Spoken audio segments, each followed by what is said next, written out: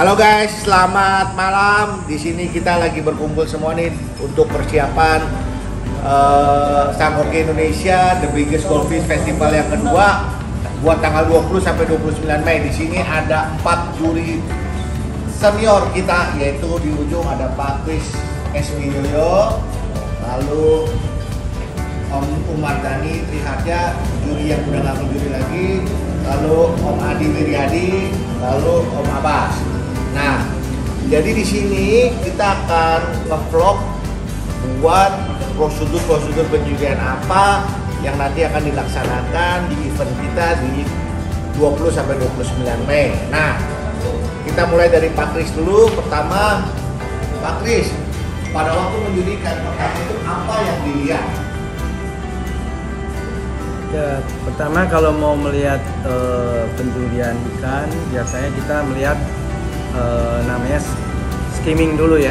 Jadi contoh misalnya ada 10 ekor ikan, ya kita lihat satu persatu lah dengan cepat ya. Nah dari situ kita bisa simpulkan bahwa secara kasat mata ada nominasi misalnya 5, 6 gitu ya. Nah baru second proses adalah lebih ke detail. Nah detail adalah pakemnya seperti biasa lah, dari posturnya, dari finit, dari rasio kepala, body, dan apa namanya ekor, kemudian juga berenang, pola warna, ya kan. Kemudian kembali lagi lah, the beauty of ikan itu secara overall, secara impresi itu membuat kita itu lebih yakin bahwa dia merupakan salah satu kandidat. Jadi kita juga lihat karakternya, misalnya kayak rancu ya tentu kuat gitu ya, Ryukin lebih lemah mulai dan sebagainya ya, sekitar itulah. Menurut saya sih seperti itu. Oke, sekarang juri kedua yang yang pertama yang dijuri itu adalah first impressionnya ya. Sama sih sebenarnya, ikan itu dilihat dari first impressionnya. Misalkan ikan itu 10 ekor lah ya dalam satu kelas, itu pasti kita screening seperti yang Pak Kris bilang tadi, sama prosesnya kita screening. Kita cari yang terbaik di antara mungkin ke 5 besar, dari 5 besar kita saring lagi menjadi 1, 2, 3 lalu 4, 5. Apa yang menjadi dasar itu?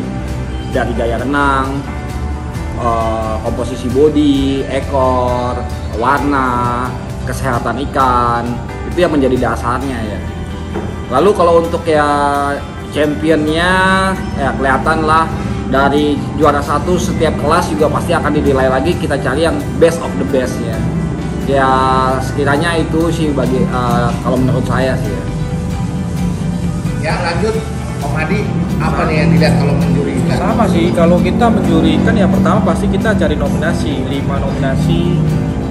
Kita screening kayak Dani sama Pak Kris bilang ya kan, dilihat dari apa ya, itu tadi posisi secara keseluruhan itu jadi satu kesatuan ikan itu ya, yang standarnya tuh yang baik gitu, dari kepala, badan sama ekor itu menyatu ya, jadi ikan itu secara keseluruhan itu terlihat jadi kesatuan gitu loh. Dan memang impresi itu jadi hal yang mutlak, maksudnya menarik gitu loh. Kalau misalnya nggak menarik ya kita kan nggak akan apa ya, menjadikan itu jadi salah satu kandidat juara gitu. Dari itu sih, jadi ya mesti mungkin itu sih kalau dari saya. Oke, Om Abbas. Kalau dari saya biasanya kita lihat dulu dari masing-masing ikan. Biasanya kita lihat keseluruhan ikan itu, kalau menurut kita udah bagus ya nanti masuk ke nominasi. Nah selanjutnya ya nanti detail per detail baru didetailin lah, istilahnya dari kepala, ekor, terus badan gitu ya, hampir sama lah istilahnya. Dan ikan kalau yang bagus pasti akan kelihatan. Itu aja sih. Oke, berarti pertama-tama ya, koreksi saya kalau saya salah dari kesimpulan Pak itu, berarti pertama-tama adalah first impression dan komposisi body ya, betul ya? Jadi proportional body. Nah, proportional body yang bagus nih guys, buat show itu di berapa Pak Madi?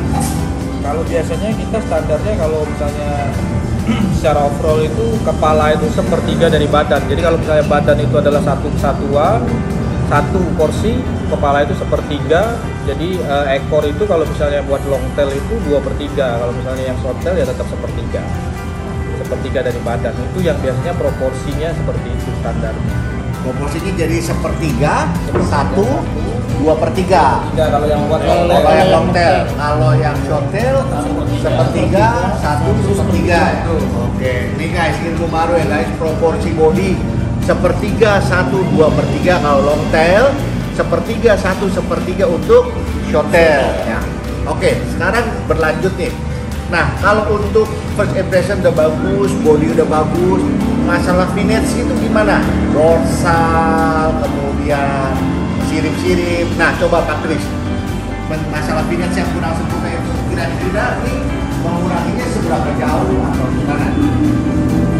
ya, kita kan asumsi bahwa ikan kontes itu kan punya kelas sendiri, dan hobi-hobi kontes kan minimal punya standar sendiri. Jadi kalau membawa ikan ke dalam kontes tentu ya ikan yang terbaik, dimana ikan-ikan itu tingkat kesalahannya minimalis. Kembali ke finish itu kita sebagai juri tentu ada melihat ya, ada gradasinya lah. Kalau yang sempurna ya tentu nilainya sempurna. Nah kalau kurang sempurna tentu berkurang lah begitu. Nah berapa banyaknya berkurang itu tiap juri tentu punya parameter sendiri. Jadi menurut saya pakemnya sudah ada, cuman dalam pelaksananya tentu kita punya perbedaan lah, itu aja. Tapi kalau yang tingkat kesalahannya memang drastis, saya yakin semua juri akan sepakat. Jadi apalagi nanti dalam proses penjurian itu kan jurinya tidak satu. Jadi hasil juara 1, 2, 3, dan 4, 5 itu pun sudah demokratis gitu. Itu menurut saya. Jadi walaupun ada penilaian yang mengurangi nilai, tapi tetap menurut saya hasil itu cukup optimal dan bisa dipertanggungjawabkan. Menurut saya sih seperti itu. Oke, jadi guys, kalau bawa ikan yang finesse-nya memang ada kekurangan sedikit-sedikit dibandingkan kelebihannya, jangan takut guys, daftar aja. Karena belum tentu yang finesse-nya kurang sempurna nggak bisa juara, betul ya? Kalau begitu ya, walaupun kita mencari yang kesempurnaan, tapi jangan takut buat mencoba nih. Nah, menurut Om Dani nih, kalau finesse-nya kurang sempurna masih bisa jadi juara nggak? Kalau finish-nya kurang sempurna, kalau buat saya sih ya kita lihat seberapa fatal kesalahan itu, dan nggak menutup kemungkinan loh untuk yang seperti dorsal agak sedikit melengkung, ekor bawah yang agak sedikit nggak, ya ada nilai toleransinya ya, karena kan ekor itu kan pasti ada nilainya. Nilai itu ada 1 sampai 9, sampai sejauh mana fatalnya itu. Kalau hanya sedikit mungkin untuk juara 1 nggak bisa, juara 2 nggak bisa, tapi kalau untuk juara 3, 4, 5 masih oke gitu. Jadi intinya masih bisa jadi juara. Tinggal tergantung kita lihat di lapangan lawannya seperti apa, terus kesalahan ikannya ini sampai sejauh mana kesalahannya. Nah guys, jadi ikan lomba itu bukan ikan yang sempurna, betul ya bapak-bapak ibu-ibu ya? Bapak-bapak ibu-ibu, bapak-bapak semua, maafkan saya.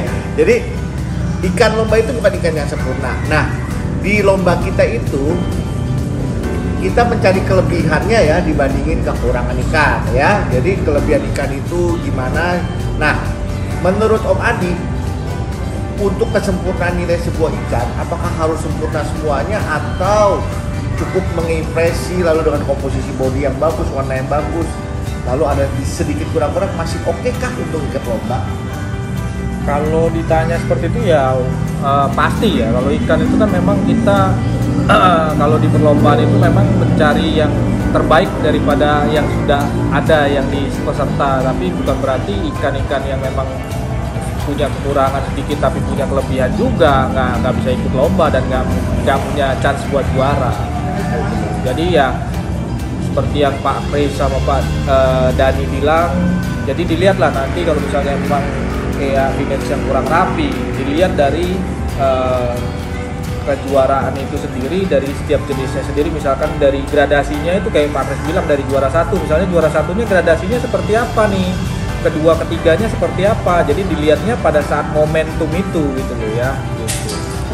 Oke, nah buat Om Abbas nih, pesen-pesen terakhir dari buat ikut lomba nih, ikan seperti apa yang mesti dipersiapkan, lalu komposisinya gimana, tips and tricks misalkan gitu. Pokoknya kita punya ikan apa, piara ikan apa, yang penting kita harus wajib mencoba dulu. Datang ke arena, ikannya diikutin. Di arena kita akan belajar secara nyata. Jadi kita tahu apa yang di arena. Jadi jangan dengar menurut ini, dengan menurut itu gitu. Jadi datanglah ke arena, bawa ikannya dan lihat secara nyata gitu. Langsung belajar di arena, maka akan menjadi semakin pintar. Betul. Namanya kompetisi, kontes itu ya, kontes memang salah, artinya itulah kompetisi. Tapi jangan selalu kita membuat artinya itu kompetisi. Lebih baik kontes itu dijadikan suatu acara atau arena itu untuk belajar, sambil belajar gitu. Jadinya bawa happy, bawa fun aja. Kalah menang itu udah biasa, pasti ada yang kalah, pasti ada yang menang. Tapi dengan kebersamaannya, pembelajarannya, enjoy, asik, itu yang akan membuat hobi kita menjadi lebih enak, nggak ada beban. Berani mencoba untuk menjadi lebih baik. Mantap. Oke guys, sekian dulu vlog kita nggak mau panjang-panjang. Yang penting kata-kata terakhir dari kita yang tadi seperti Om Abbas, Om Adi, Om Dani sama Om Kris bilang, bawa aja ikannya dan kita belajar langsung ya di situ ya. Mana yang bagus, mana yang kurang bagus, mana yang nanti mesti diperbaiki, kita akan terus belajar ke depannya. Oke guys, sampai ketemu di event Sang Koki Indonesia 20-29 Mei 2022 di Mall Alam Sutra dengan tema Bangkit dan Cintai Koki Indonesia.